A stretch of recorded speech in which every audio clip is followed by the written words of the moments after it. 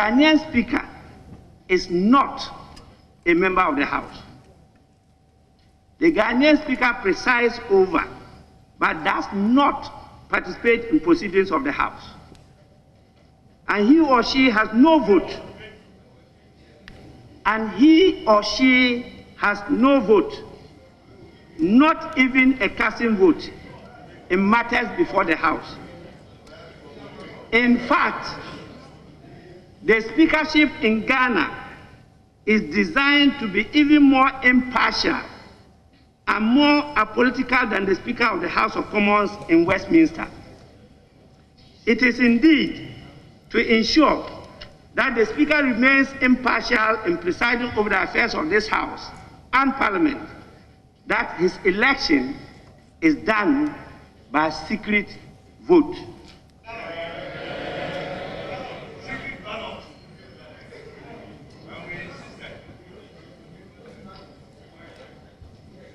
Honorable members, the independence and impartiality of the Speaker is particularly evident from one line in the Speaker's oath. That line is not found in the presidential oath, the oath of Vice President, the oath for Ministers of State and Cabinet, or the oath of a Member of Parliament. That line reads, and I quote, "And I will do right to all manner of persons in accordance with the Constitution and the laws and convention of Parliament without fear or favor, affection or ill will," unquote. That last phrase, quote, "without fear or favor, affection or ill will," defines the office of Speaker as an impartial, non-partisan office. I assure you, I don't take this oath lightly at all.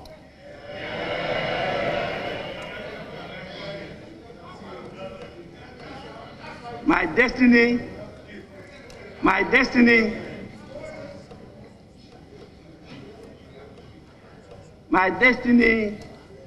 on this earth and the earth after is in my own hands.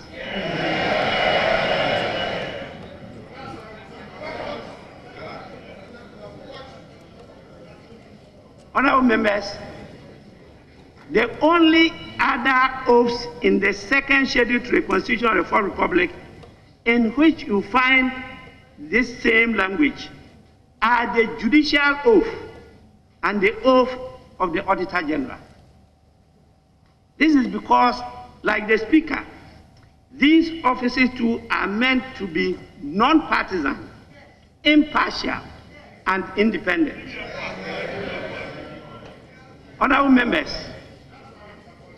much has been made of the fact that I come to this position from a long career as a politician and member of the National Democratic Congress, one of the two parties represented in this House. As far as I'm concerned, that fact is of no consequence to my new role as Speaker. In fact, it is not a novelty in this House. I myself have worked harmoniously with speakers of diverse political backgrounds, including on one occasion supporting the nomination for re-election as Speaker of the Fourth Republic, a well-known figure of the new patriotic party. In fact, I treated him like my father outside the business of the House. But more importantly, as I've made clear, the office I now occupy is an impartial, independent, and apolitical office, akin to that, in that regard, to the position of a justice or chief justice. just as a person with a known party affiliation like myself could be appointed to the Supreme Court, so it is with the speakership. What matters above all is that once appointed as a Chief Justice or Justice, or elected as a Speaker, that person, regardless of his political past, must conduct himself or herself in accordance with the requirements and ethics of his or her new office, and as expressed in the oath of that office, without fear or favor, affection, or ill will. Honorable members, I intend to live by the oath I swore at the occasion of my election to this office, to respect and obey, to respect and abide by the will of the House. I am fully committed to being fair and impartial, but I'm also fully committed to being firm and resolute. Members must also, in reciprocity, respect and abide by my rulings and instructions. When in disagreement, the standing orders of the House has the answer for you. I will apply the authority of the House, as symbolized by the base, to protect and defend your prerogatives, privileges, and immunities of members of Parliament and staff as provided under the laws of the country. Let me at this juncture acknowledge the many contributions made by my predecessors, in whose shoes I walk today. The Right Honorable Justice Daniel Francis Annan laid a solid foundation to anchor the growth and development of parliamentary law, practice, and procedure in the fourth Republican Parliament. I acknowledge with great appreciation and respect the contributions of Right Honorable Peter Alajeti, Right Honorable Ebenezer Sechi Hughes, Right Honorable Justice Joyce Adeline Bamford Ado, Right Honorable Edward Kobla Do Ajahu, and Right Honorable Professor Aaron Mike Okoye.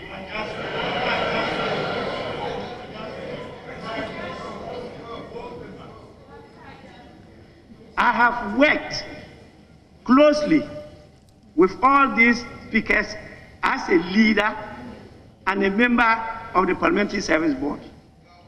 And I can attest to the tireless efforts each and every one of them made to consolidate, strengthen the institution of Parliament, and to build the capacity of members and staff of Parliament. I pledge to build on these achievements and to widen and deepen the frontiers of parliamentary governance even further.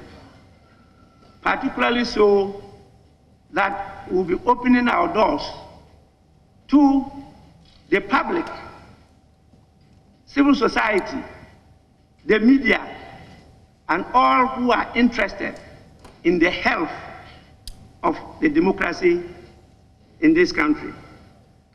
Honorable members, some critical laws could not be passed by the previous Parliament, and these have gone into abeyance with the dissolution of the 7th Parliament of the Fourth Republic.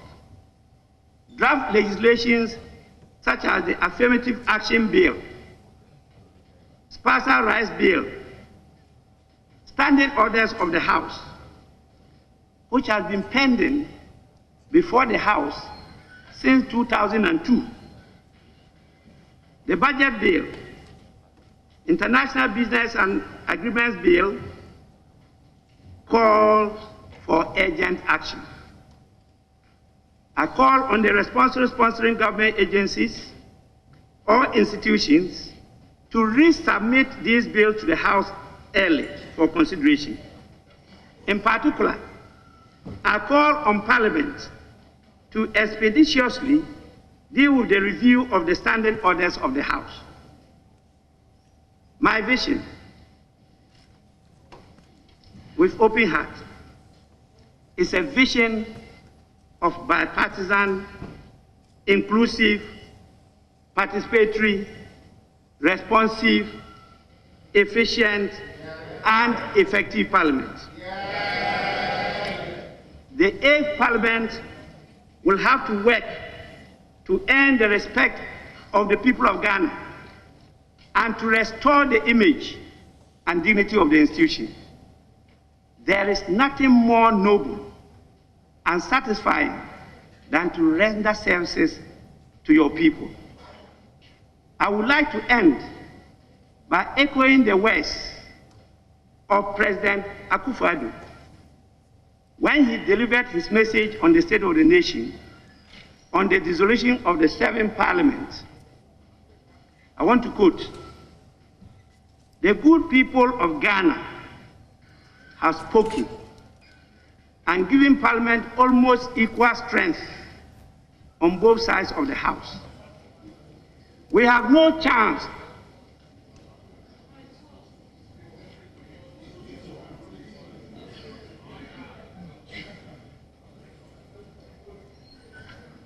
I repeat, the good people of Ghana have spoken and given Parliament almost equal strength on both sides of the House.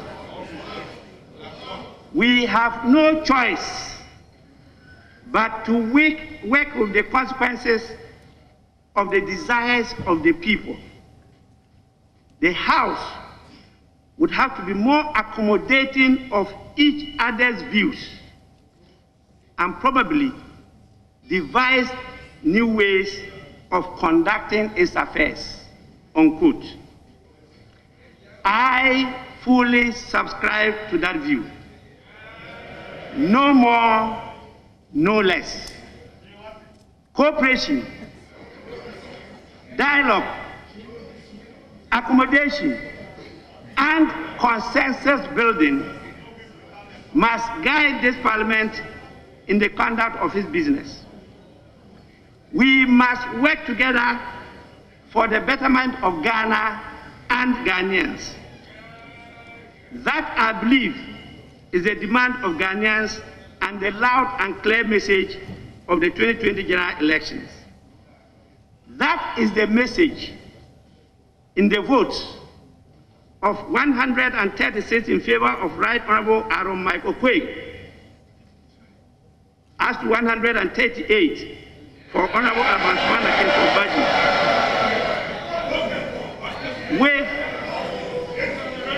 with one spoiled ballot, which propelled me to this high office of Speaker of the Parliament of Ghana.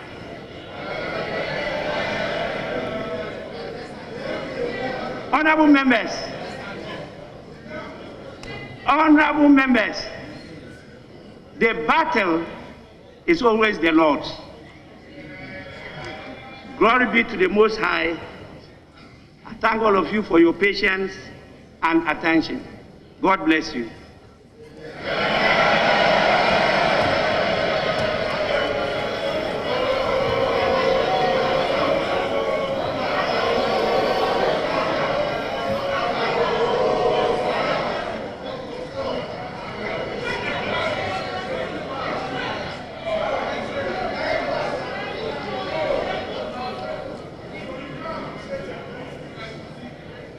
Honorable members,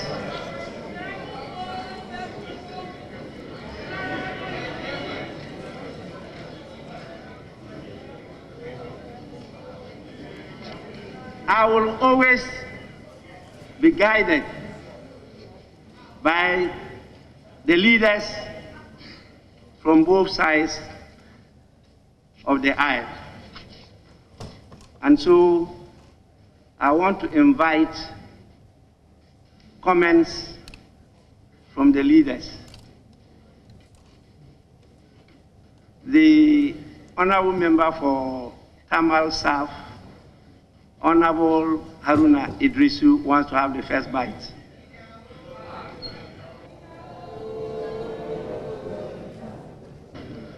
Right Honorable Speaker of the 8th Parliament, the Honorable Alban Sumana Bagbin. Maybe I should as well add Alban Sumana Kingsford Bagbin. I'm pleased and heartily want to congratulate you on the assumption of the high office of Speaker of Parliament of the 8th Parliament. I wish you well and I wish you every success. Now, Speaker, permit me to paraphrase one of your own words and three from President Nana Addo Dankwa Akufo-Addo, when in your submission you quoted from him, contributing to advance the progress of our country. That should be our collective challenge as a people. How do we contribute to advance the progress of our country? How do you contribute as Speaker, and how do I contribute as Member of Parliament to advancing the progress of Ghana? Naturally, this will be contingent on ensuring peace, ensuring stability in our country, and working tirelessly to better the lot of the Ghanaian, to improve the quality of life of the Ghanaian. Mr. Speaker, you come to this office with enormous and perhaps unparalleled experience as a legislator and lawmaker of our republic. The passion with which you serve the people of Nadole for those long years, only probably now equaled by the Honorable Osaiki Mensah Bonsu, if he completes the term. The if. The if term. I say if he completes the term. Mr. Speaker, so you come to it with enormous experience, and I trust that the Parliament of Ghana will be stronger, more transparent and more accountable, and more importantly, more responsive to the needs and aspirations of the Ghanaian people. Now, Mr. Speaker, to quote you, you have a duty to lead this House to end that consternation you referred to. And you need the support of members of this House to do that. So, Mr. Speaker, whilst I congratulate you, I will urge you and our colleagues that collectively we have a duty to repair the reputation of this Parliament. To borrow another word, perhaps a duty to polish that which has tarnished in terms of how we conducted ourselves in processes leading to your election as Speaker.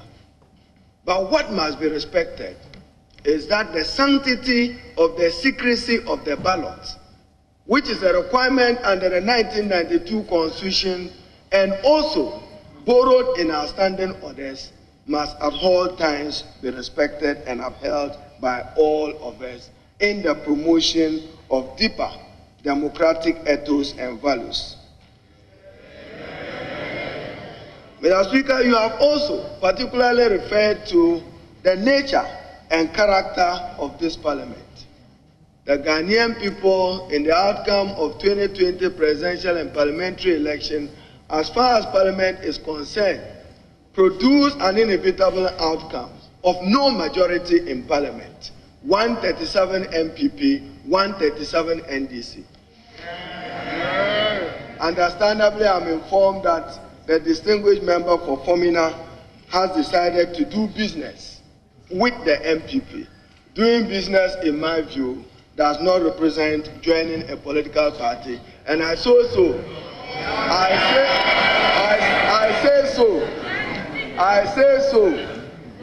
within the context of Article 97 and guided by that authoritative statement of Cross on rules on interpretation, when he says the expresso unius rule. independent is independent, and political party is political party. But Mr. Speaker,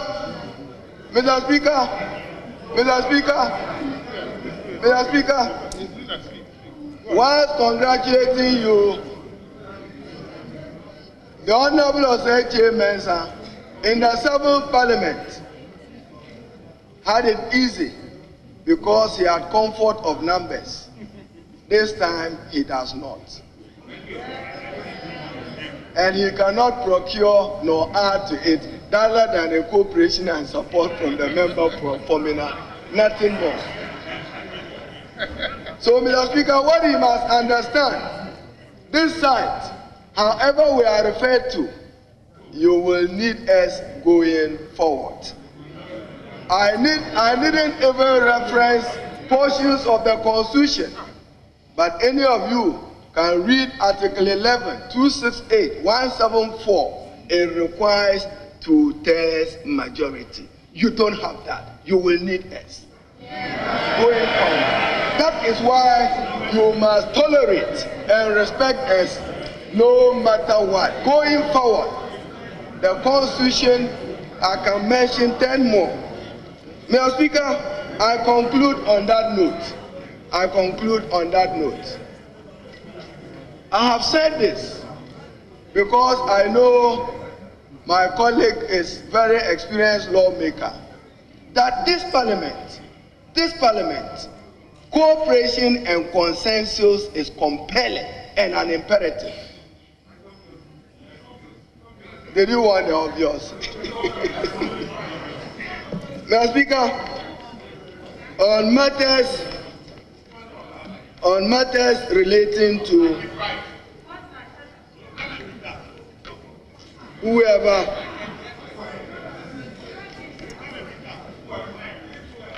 whoever invited the military to the chamber onto the floor,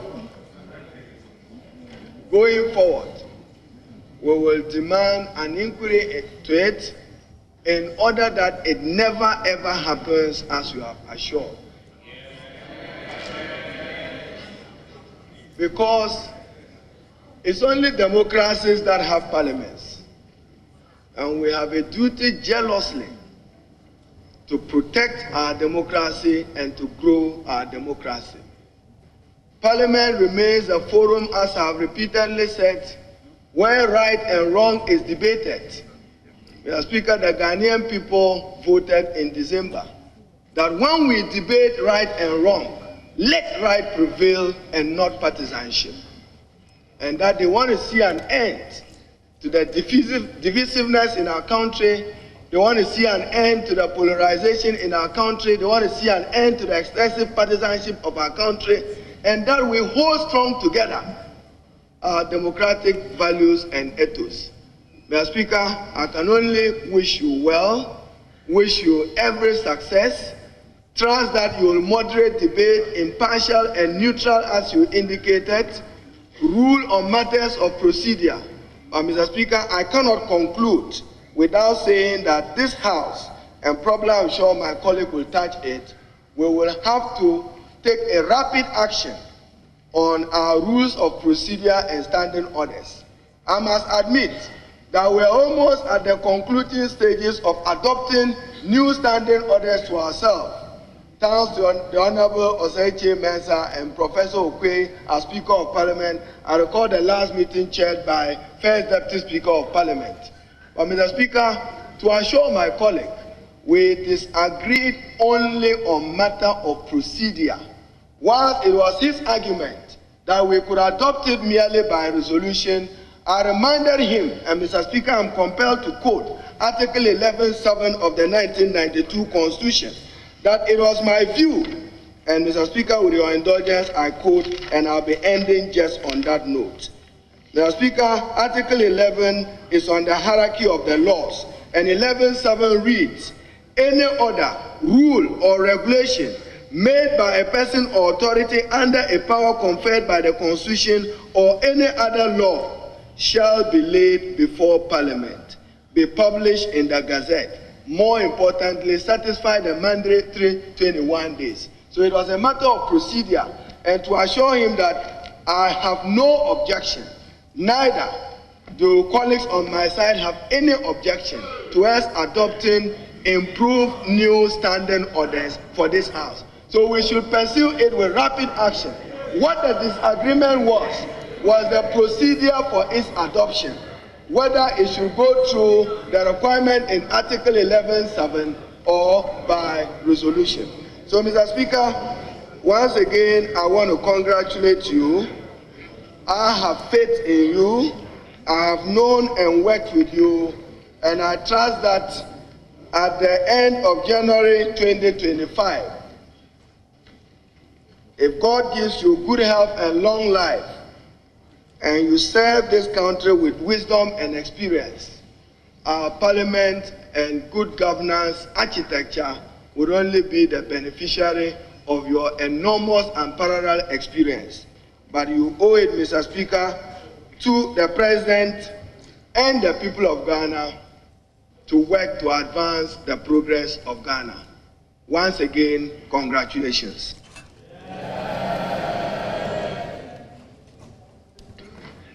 May we now listen to the Honorable Member for Swami, the Honorable Oseche Mensah Bonsu.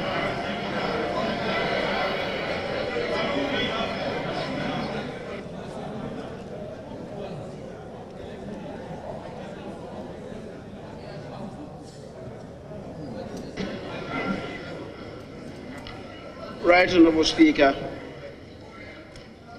on the occasion of your coronation as the Speaker of the 8th Parliament, I rise on behalf of the Majority Caucus, soon to be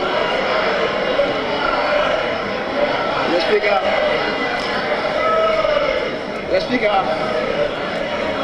soon to be declared. Honorable Member, order. And on my part, to express our congratulations. Honorable Members, let me repeat.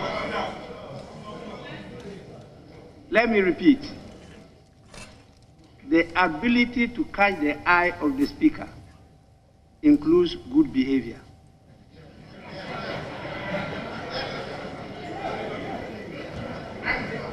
And so I'm taking note of the happenings in the House.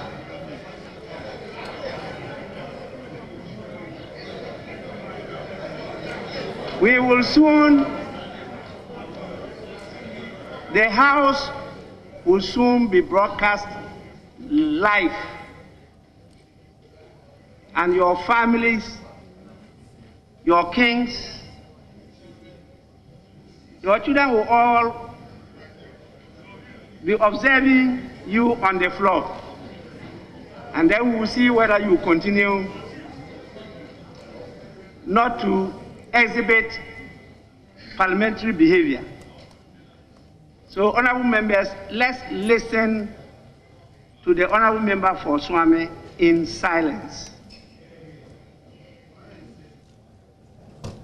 The Speaker. Right Honorable Speaker, as I began by indicating, on the occasion of your coronation as the Speaker of the 8th Parliament, I rise on behalf of the caucus that is soon to be declared as the Majority Caucus. Yeah. And on my own part, to express our congratulations to you. Right Honorable Speaker, for 28 continuous years of your adult life, you have rendered service as a member of Parliament to this country. You hold a record that is going to be extremely difficult to break. 28 years, continuous years of good service to this country. Mr. Speaker, I know that some members who began with you got their stay in this House truncated. They have recycled themselves.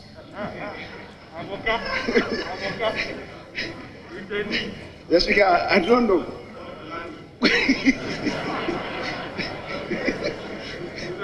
I do not know whether they will have the good fortune to match your record, much more to break that record. Mr. Speaker, you are not one of the members of Parliament who have just walked through Parliament for all these years. You have positively impacted the development of parliamentary democracy since entering Parliament. From your days as chairman of the Constitutional, Legal and Parliamentary Affairs Committee, through your position as the minority leader for 8 years, majority leader for a total of 4 years, Minister of State for 2 ministries, and second Deputy Speaker in the 7th Parliament. And now, by the mighty hand of divine providence, to experience a second transmogrification in your life. Speaker, I am still a human being.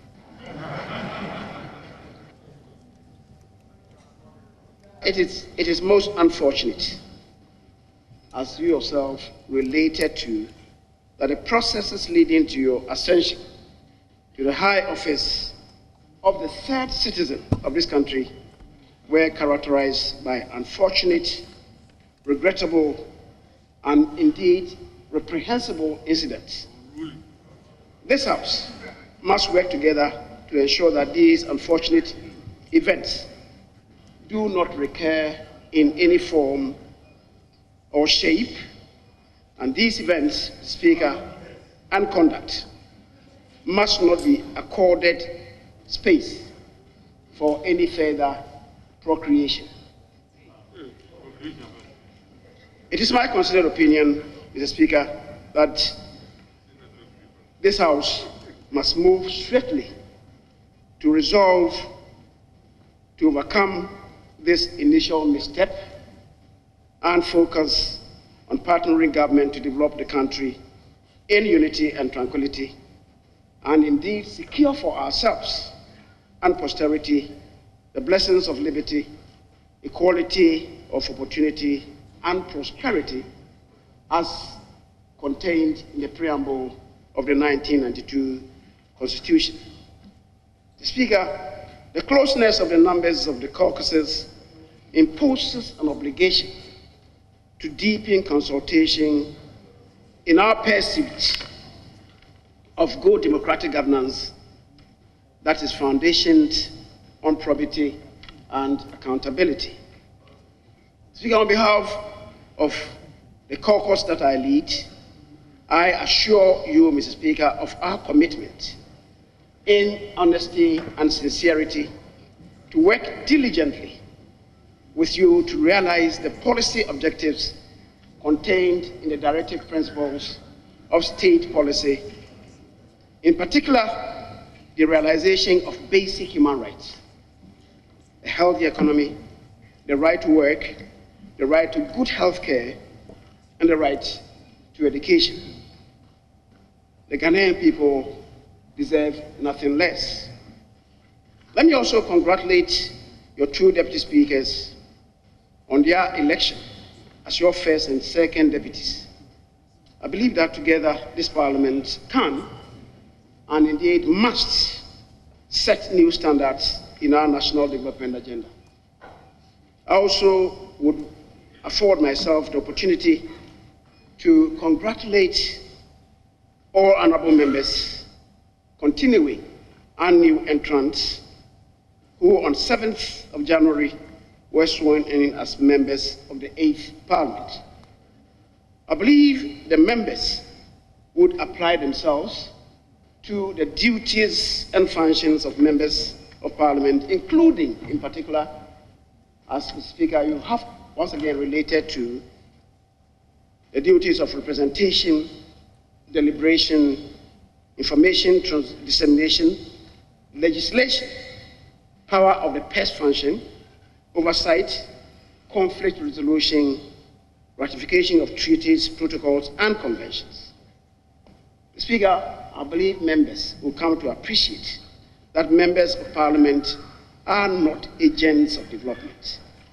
Accordingly, many of the members of Parliament herein assembled may have to go back and edit the messages on their billboards and commit themselves to the functions of Parliament and parliamentarians, Mr. Speaker, which does not include development, that is, acting as agents of development. Mr. Speaker, this is your maiden statement in the House, and in the spirit of cooperation and collaboration, it will be inappropriate to attempt to litigate even portions of the statement that you made, in particular relating to the figures that you quoted as having supported your election.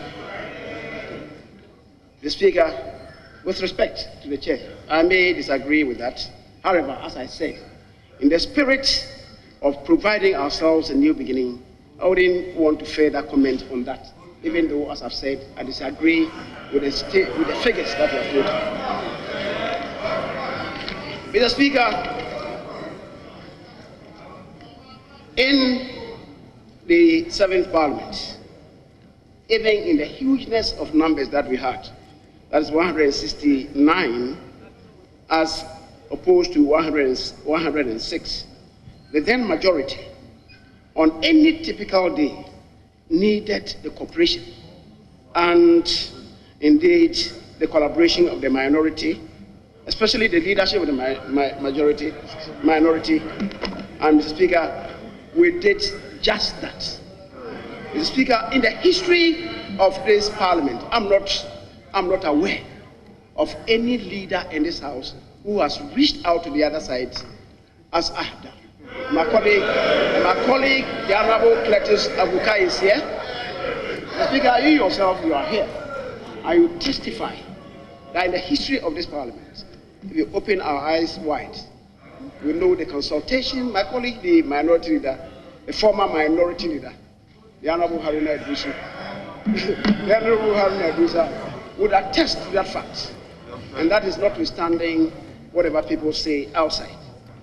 The Speaker, the caucus that I lead, and indeed the leader for the member for Fomena, is not oblivious of the constitutional provision relating to his doing business with the NPP caucus. And that is why, Mr. Speaker, he was very careful in his choice of words. Mr. Speaker, it doesn't amount to crossing carpet, what he has done, but doing business with the NPP caucus, understandably gave the NPP caucus one more additional seat in the conduct of business in this House. And therefore, Mr. Speaker, and therefore, we would, without any equivocation, constitute the majority caucus in this House. Mr. Speaker, I agree with the minority leader on this issue about the approval of the new standing orders. Mr. Speaker, I was clear in my mind what we ought to do. And indeed, all the processes that we have adopted in approving standing orders in this House, beginning in 1983, never came to be subjected to Article 11, sub 7 of the Constitution. And Mr. Speaker, it was for a good reason. It was for a good reason. It's the reason why all the standing orders were approved by motion in plenary. Mr. Speaker, if we have to go that route and apply ourselves to that vehicle, we may have problems. And the reason is this. That route quoted by my colleague would suggest to us that there must be a parent act from which would ensue regulations, instruments, and orders. The Speaker, that parent act of 1965 has no provision for the introduction of standing orders. It would then mean that if you have to go that route, Mr. Speaker, we may have to go and amend that Parent Act.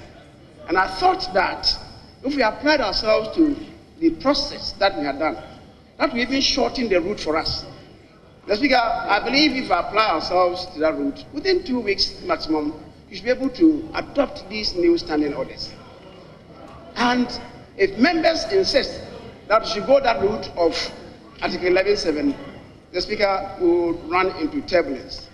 And that is why I have always advised that we need really to apply ourselves to a motion so that we circumvent the process as has always been done, and then we move forward to adopt the new standing orders, which in my view, the Speaker, would reposition Parliament in the conduct of business in this House. I have no inhibitions as to the direction to go in this regard.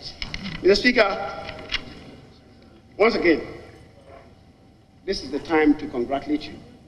And once again, I congratulate you, your deputies, on your elevation, and as well wish all members, because we are all beginning a new term, a good and healthy stay in this Parliament.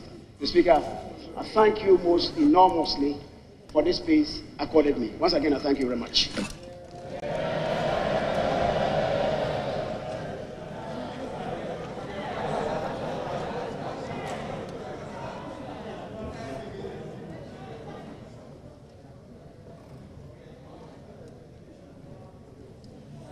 Honorable members, I received a letter from one of your colleagues, the Honorable Andrew Esiema Amwako, the Member of Parliament for Formina constituency.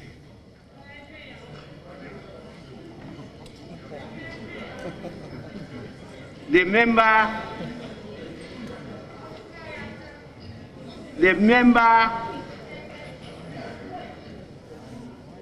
that is holding the balance in this House. I have the letter in my hands, and I'll proceed to read the contents to all of you. The letter emanates from his office and is dated 13th January 2021. The Right Honorable Speaker, Office of Parliament, Osu, Accra. Dear Sir, declaration to do business with the NPP caucus.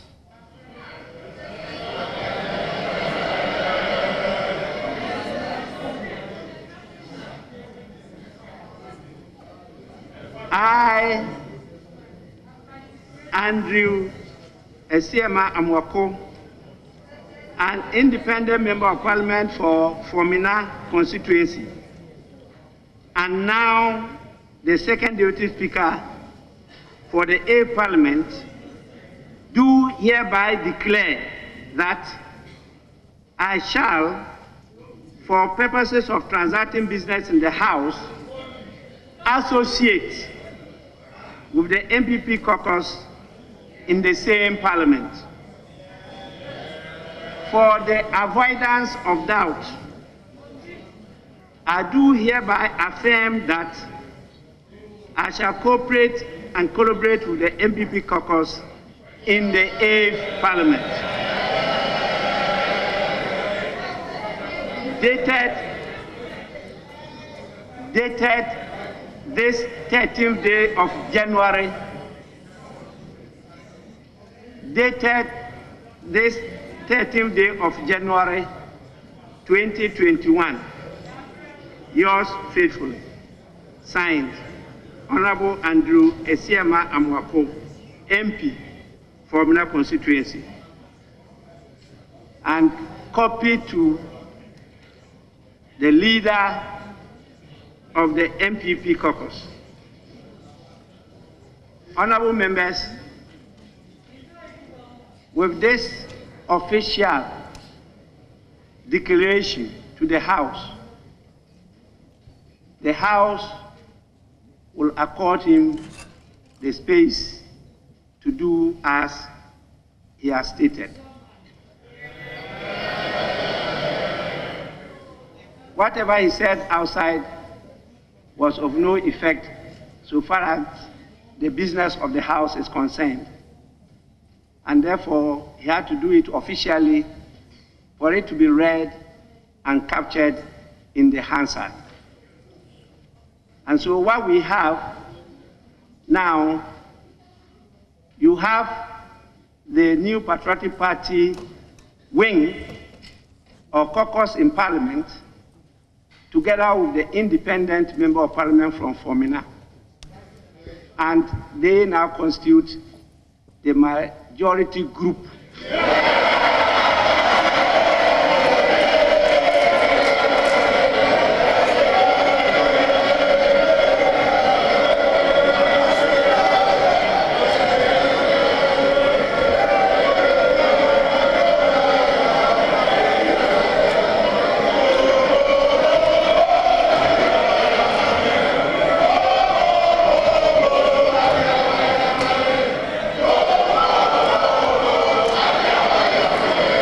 You are desperate indeed.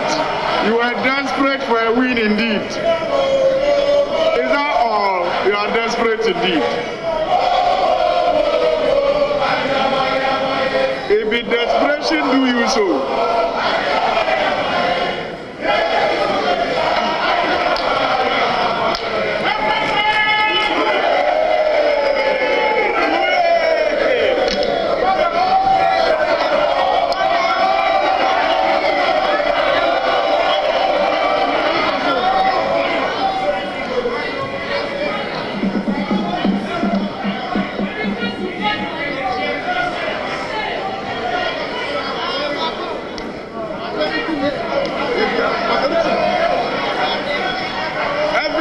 Every win is a win.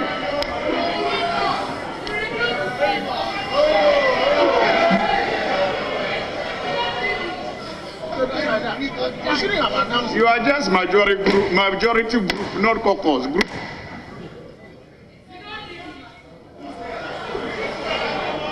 Majority group.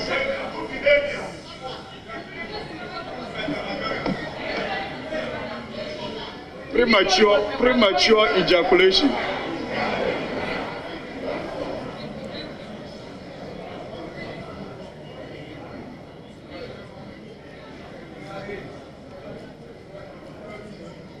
Honorable members, shouts of this nature will not be tolerated. When you speak in this House, you are speaking to the Speaker. You are addressing the Speaker. When you want to speak to your colleague member of Parliament, you whisper so that others not close to you don't hear what you are saying. You are permitted to signal each other and move to the corridors of the House to have your private conversations. But on the floor of the House, it is not permitted to shout, particularly when you use unparliamentary words. Please, I will not repeat what I stated this morning, but let's conduct ourselves with decency, decorum, and dignity. You are not called honorable for nothing. I will by all means give you all the latitude to debate. That I will not constrain. But I will not entertain the use of words which are unbecoming of the dignity of this House. It's not me using the term, it is in the Constitution. And so please, there are early days yet. And so sometimes we may let this pass. But please, discontinue that. I see the honorable member, Honorable Amakufibwa, itching to say a word. Are we out of order? Yes, honorable member.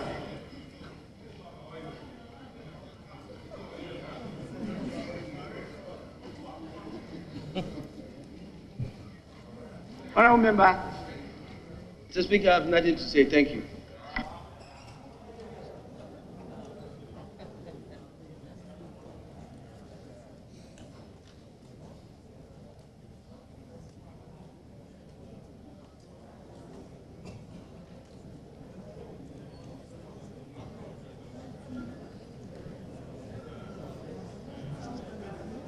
Honorable members, we now move to item 3 on the order paper.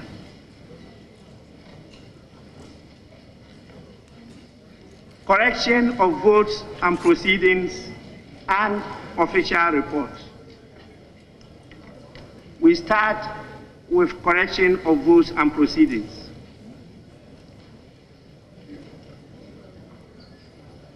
And we're looking at the votes and proceedings of Thursday, 7th January 2021. Page 1.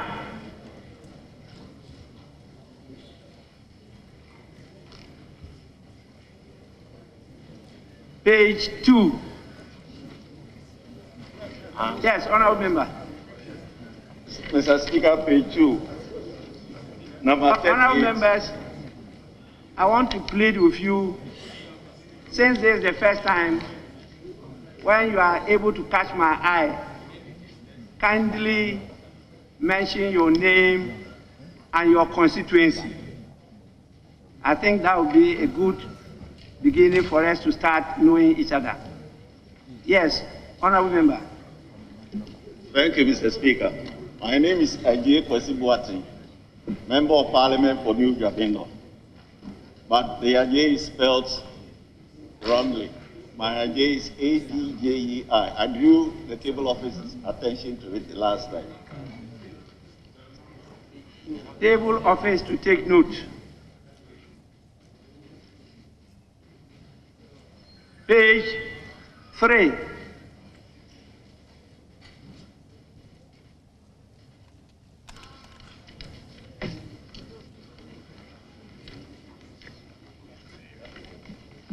Page 3. Yes. Right, Honorable Speaker. Number 79. The name has appeared as Siama to be the surname instead of Amuaku. I pray that is addressed. Thank you, Mr. Speaker. You said the name Asiama is not the same name. The same name is what?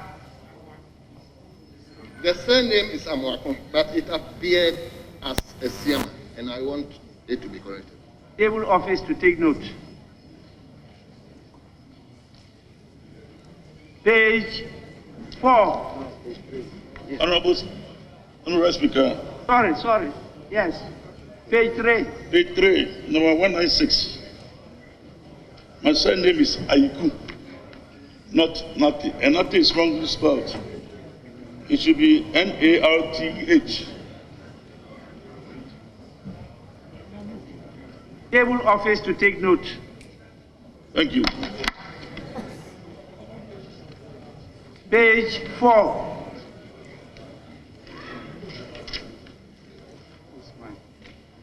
Honorable members, I have so many of you on your feet. Yes. Yes, Mr. Speaker, my surname is Bandim, number 93. Number 93, Bandim, not Azuma.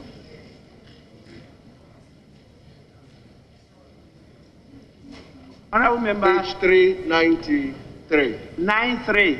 Yes, please. Yes. So it should be Bandim. The surname should be Bandim and not Azuma. Table office, take note of the correction. Yes.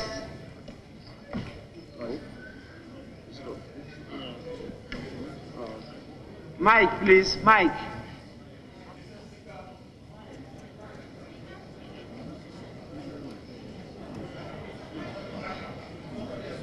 Honorable member, yes. Number 38. My surname, Frimpong, F-R-E-M, is not F-R-I.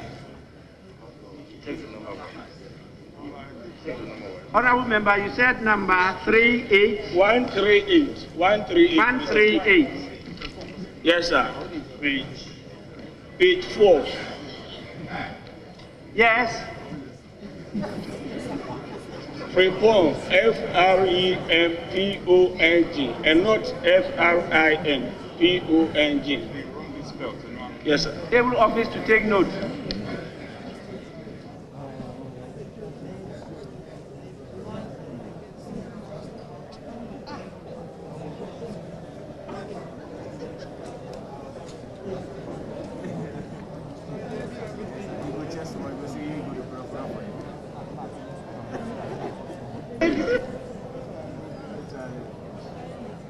Yes, honorable member.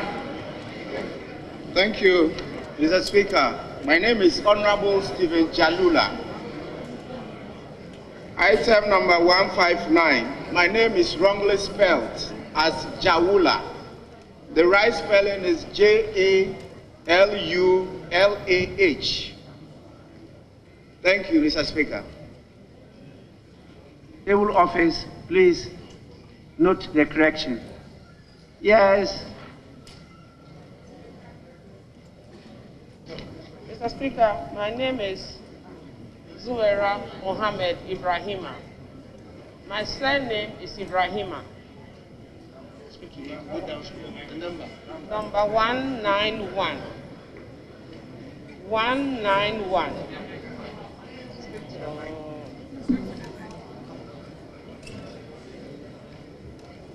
Table office to take note of the correction. And Mohammed is wrongly spelled. Yes. It's M-O-H-A-M-M-E-D. Thank you, Mr. Speaker. That is in respect of number 191. Yes, the honorable member for Efutu, Honorable Afenyo Maki. Mr. Speaker, it is my humble prayer that you consider directing that members, especially the new members who are in possession of the vote and proceedings, do effect the necessary corrections and same handed over to the table office for the appropriate steps to be taken for Hansa because of time constraint. Mr. Speaker, this is a decision. Mr. Speaker, this is from leadership. Honorable members. Backbenchers.